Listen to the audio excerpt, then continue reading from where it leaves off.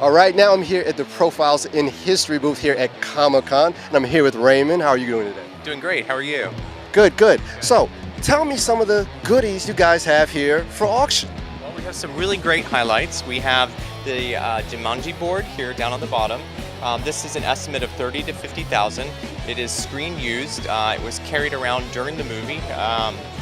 And we also have the strong box underneath it, where it was, it was kept, and that's 8 to 12,000. On the next shelf, we have some science fiction items. We have Uhura's earpiece from the original Star Trek series. It came directly from the actress who played Uhura.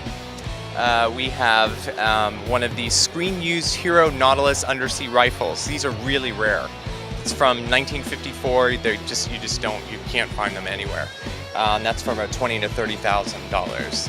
We have a maquette it's Jabba the Hutt, the young Jabba the Hutt, from the Star Wars Episode 1. That's $3,000 to $5,000.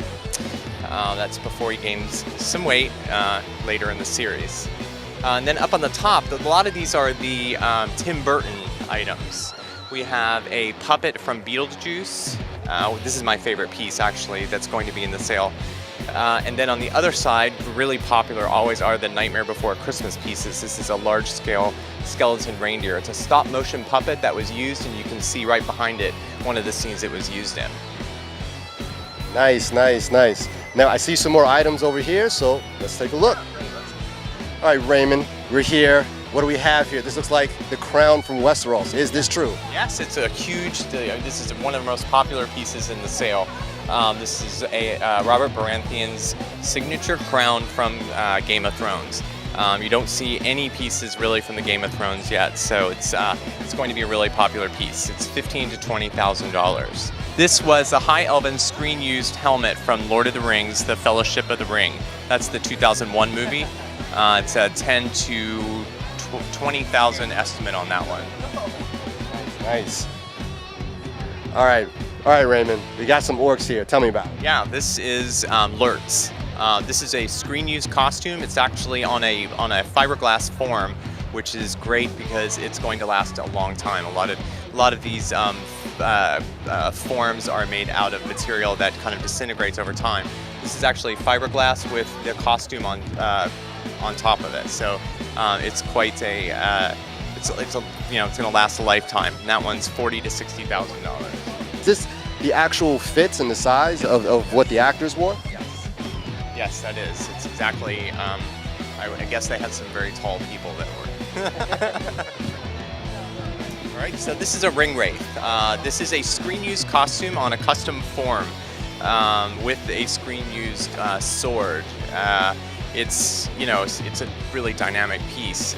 It's one of the most popular pieces that we have here. They were brought in by very carefully by people who are accustomed to carrying these things around for us. All right, Raymond, I saw Jurassic Park 3 last night, just having to run by it on TNT. Yeah. But is this the T-Rex set? Well, this is made from the form from Stan Winston's studio. This actually was used to tour around the country when the movie was being promoted. So it's $12,000, and there were only a few made. Yeah. Crazy. Yeah. It's quite a hit. And it was very hard getting here. I bet. Yeah. All right, cool. I see some action here in the back. Let's take a look at some of these. So let me show you the Expendables costumes. These are all screen used. They are worn, they're hero costumes, complete costumes by people like Arnold Schwarzenegger, Sylvester Stallone, Antonio Banderas. We have 8 different costumes here, but we have a huge selection of props and costumes that we're auctioning off in our September sale. From small items, from like knives that were used, to like these costumes, the Arnold Schwarzenegger's trench costume, and Sylvester Stallone's costume. So we have, it's going to be quite a selection. I see. And about how much do these run on, I guess, average? They start at like $1,500 and they go up to like 4,000 to 6,000 for the costumes. Where they'll end up, I don't know. It really depends on how excited people are to bid on them and what kind of interest we get. I would wear Jet Li's because that's the only one that I would fit in. The rest are a little bit too big for me. Me? Let me see. I would go with I'd go with this one right here. Who's this? Doc? Yep, that's Doc. That's Doc right there. Yep. Yeah, he's got a lot of armor. He's got a lot of knives going on here. Yeah. For destruction. Exactly. There you go. Options for destruction. That's what I'm talking about. A lot of weaponry can be fit on this thing. Yeah. I'd go with that one. I would go with that. Okay. All right. What we got here? So this Godzilla script is from the original movie in 1954. It's actually signed by the actor who played Godzilla, which you can see a photograph of him right here in the suit, holding the head. So it's very, very rare and highly sought after by collectible.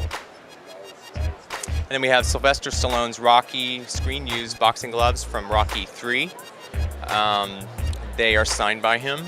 They were actually given to him. They were given to a woman directly by Sylvester Stallone. So they are in for $20,000 to $30,000. Yeah.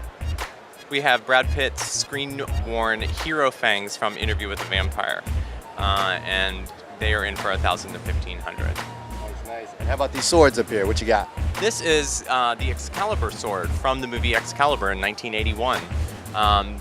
Really, a very popular movie. And we have those in for $30,000 to $50,000. And then we also, from the same movie, have Lancelot's hero helmet from that movie. Nice. And I see Beast here. What's going on? Oh, Beast and Wolverine. Yeah, X-Men. we have Kelsey Grammer's his Beast facial appliances and his gloves. These were worn by Kelsey Grammer in the movie. And right next to it, we have Hugh Jackman's Wolverine hero claws from Wolverine Origins in 2009. So you have a lot of people that would Wolverines that are here today that would love to have a hold of those. Let's see, $12,000. Yeah. Well, speaking of X-Men, I see a very interesting X-Men outfit over here, so let's check that out. Sure. All right, Raymond, so Mystique's here. Is this Jennifer Lawrence or is this Rebecca Romijn Stamos? This is Rebecca Romijn. That's her Mystique, and what these are the skin appliances that were made for the production, and but they weren't used. Obviously, when they're used, they're ripped off and destroyed. So they were actually made for the production and not used, and it is on a body form, one of her body forms. So it's pretty amazing. It's one of the most photographed pieces we have here today. There are a lot of people who collect specifically X-Men items. I know specifically one collector who came in yesterday who collects a lot of the items that are associated with this movie, and he's determined to have it be his. So I think there are there are a lot of people who collect superheroes and that type of thing. So it's definitely a specific type of collector. All right, Raymond, I see we have some more Lord of the Rings goodies. Yes. What do we got here? So these are really rare because the director does not allow any of his props and pieces to leave. So, for instance, this piece here, the Eowyn's screen-use sword, has a serial number on it, so that if it shows up back on the market, he can make sure that it's not something that was just taken from the set. So we have this, and that's going to be in for $20,000 to $30,000. And on flanking it on both sides, we have ears and feet. They both are from Sean Astin, his Hobbit ears, Samwise Hobbit ears over here on the left. And then over on the right, we have his feet, which are signed by him, and they are from Lord of the Rings: Return of the King, and those are in for $8,000 to $12,000. And again, those are really rare because they're torn off, they are destroyed. They're not something that really survived. We have another one of my favorite pieces down here, the High Elven screen-used sword and scabbard from Lord of the Rings. It's just the detail on it is just it's unbelievable. $15,000 to $20,000. And then next to it we have Gimli's screen-used hero battle axe. And that was from the whole trilogy, and that one's 80 to 120,000.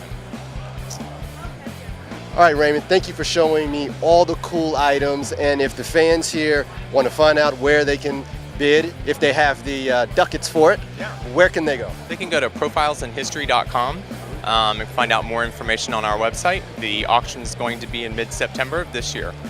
All right. Thank you for the tour. you bet. Awesome gadgets, and have fun at Comic-Con. All right. Thank you very much. Thank you.